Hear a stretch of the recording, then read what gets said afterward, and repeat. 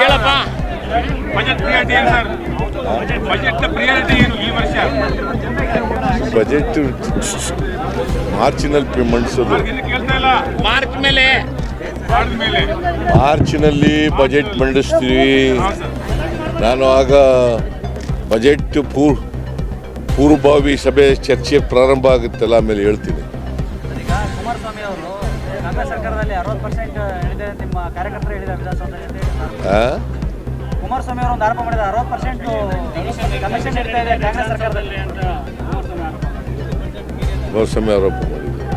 Prove ಮಾಡಲಿ, ಸಾಬೀತು ಮಾಡೋಕ್ಕೆ ಹೇಳಿ, ಅದನ್ನು ಸಾಬೀತು ಮಾಡೋಕ್ಕೆ ಹೇಳಿ. 60% ಕಮಿಷನ್ನು ನಡೀತಾ ಇದೆ, ಭ್ರಷ್ಟಾಚಾರ ನಡೀತಾ ಇದೆ ಅಂತ ಇದ್ದರೆ ಇಟ್ ಇಂಪ್ರೂವ್ ಇಟ್.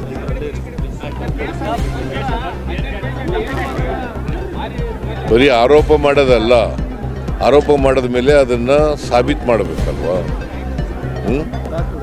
ಆರೋಪ ಮಾಡಿದ ಮೇಲೆ ಅದನ್ನು ಸಾಬೀತು ಮಾಡ್ತಕ್ಕಂಥ ಕೆಲಸ ಮಾಡಬೇಕಲ್ವಾ? ಬರೀ ವಿರೋಧ ಪಕ್ಷದವರು ಬರೀ ಆರೋಪಗಳು ಮಾಡೋದೇ ಕೆಲಸ ಅಲ್ಲ.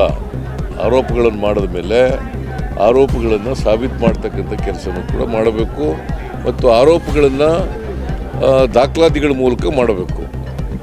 ದಾಖಲಾತಿ ಇಲ್ಲದೇನೆ, ಆಧಾರ ಇಲ್ಲದೇನೆ ಆರೋಪಗಳನ್ನು ಮಾಡಬಾರ್ದು.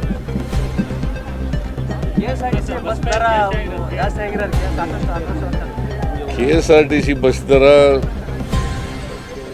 ಎಲ್ಲ ಕಾಲದಲ್ಲೂ ಕೂಡ ನಡ್ಕೊಬಂದಿದೆ, ಎಲ್ಲ ಸರ್ಕಾರಗಳಲ್ಲೂ ಕೂಡ ನಡ್ಕೊಬಂದಿದೆ.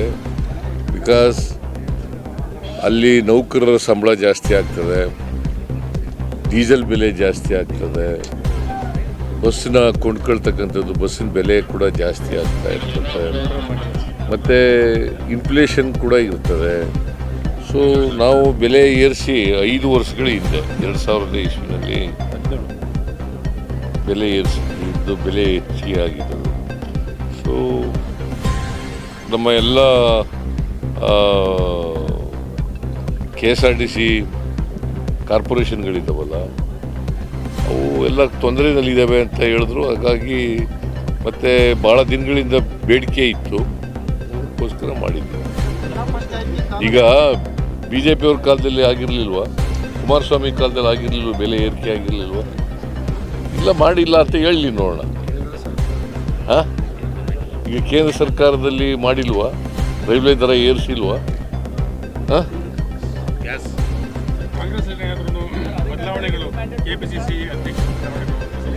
ಇಲ್ಲ, ಅದೆಲ್ಲ ಹೈಕಮಾಂಡ್ನವರು ತೀರ್ಮಾನ ಮಾಡೋದು, ನಾವಲ್ಲ ಮಾಡೋದು. KPCC ಅಧ್ಯಕ್ಷರದು, ಚೀಫ್ ಮಿನಿಸ್ಟರ್ದು ಎಲ್ಲ ಹೈಕಮಾಂಡ್ನವರು ಏನು ತೀರ್ಮಾನ ಮಾಡ್ತಾರೆ ಅದು. ಯಾವುದು ಖಾಲಿ ಇದ್ದಾವೆ?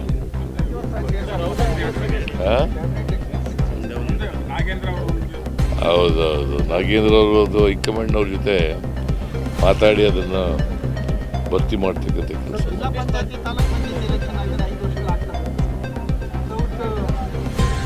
ಯಾರ ಕಾಲದಲ್ಲಿ ನಿಂತದ್ದು? ಯಾರ ಕಾಲದಲ್ಲಪ್ಪ ನಿಂತದ್ದು?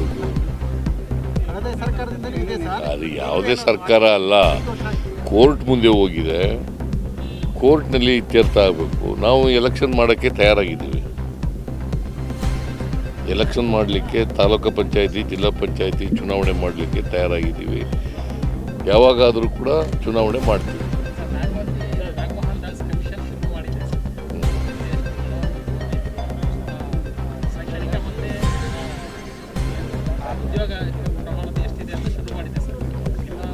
ಇಲ್ಲ, ಒಳ ಮೀಸಲಾತಿ ಬಗ್ಗೆ ಸುಪ್ರೀಂ ಕೋರ್ಟ್ನವರು ಒಳ ಮೀಸಲಾತಿ ಮಾಡಬೇಕು ಅಂತ ಹೇಳಿದ್ದಾರೆ. ಆದರೆ ಕೆಲವರು ಎಂಪಿರಿಕಲ್ ಡಾಟಾ ಇಲ್ಲ ಅಂತಕ್ಕಂಥ ಇದ್ದರಿಂದ ನಾಗಮೋಹನ್ ದಾಸ್ ಅವರ ಅಧ್ಯಕ್ಷತೆಯಲ್ಲಿ ಸಮಿತಿಯನ್ನು ಮಾಡಿದ್ದೀವಿ. ನಾವು ಒಳ ಮೀಸಲಾತಿ ಮಾಡಲಿಕ್ಕೆ ಬದ್ಧರಾಗಿದ್ದೀವಿ.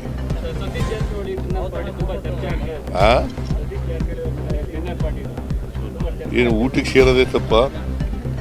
ನೀವು 4-5 ಜನ ಊಟಕ್ಕೆ ಸೇರಲ್ವಾ? ನಾವು ಸೇರಿದ್ರು ಅಷ್ಟೇ. ನಾವು ಊಟ ಮಾಡೋದು ಒಂದೇ, ನೀವು ಊಟ ಮಾಡೋದು ಒಂದೇ. ಇಲ್ಲ ನಾನ್ ವೆಜ್ ತಿಂತೀವಿ, ಇಲ್ಲ ವೆಜಿಟೇರಿಯನ್ ತಿಂತೀವಿ. ಊಟ ಮಾಡೋದು ಅಂತಂದರೆ ಎಲ್ಲರೂ ಊಟ ಮಾಡೋದು ಒಂದೇ. ಈಗ ರಾಜಕಾರಣಿಗಳು ಸೇರಿದ್ರೆ ಅದಕ್ಕೆ ಒಂದು ಬಣ್ಣ ಕಟ್ತಾರೆ, ಬೇರೆಯವ್ರು ಸೇರಿದ್ರೆ ಅದಕ್ಕೆ ಬಣ್ಣ ಇಲ್ಲ. ಮಾಡೋಕ್ಕೆ ಸೇರಿದ್ರು. ಈಗ ಭಾಳ ಸ್ಪಷ್ಟಪಡಿಸಿದ್ದೀವಿ, ಅಲ್ಲಿ ಯಾವುದೇ ರಾಜಕೀಯ ಚರ್ಚೆ ನಡೆದಿಲ್ಲ.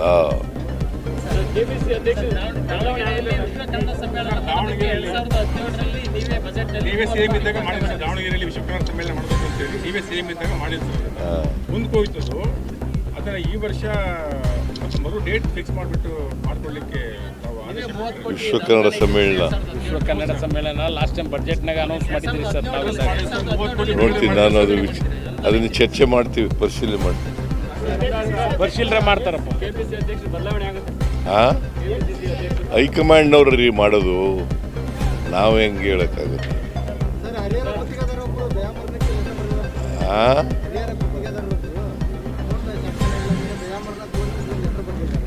ಲೆಟ್ರ್ ಯಾರಿಗೆ ಗೊತ್ತಿಲ್ಲ ನನಗೆ. ಅದೇನು ಅಂತ ವಿಚಾರ ಮಾಡ್ತೀವಿ. Thank you. ಮತ್ತಷ್ಟು ಸುದ್ದಿಗಳಿಗಾಗಿ ನೋಡ್ತಾ ಇರಿ ಪಬ್ಲಿಕ್ ನ್ಯೂಸ್ 24x7. ಇದು ಸತ್ಯದ ಧ್ವನಿ.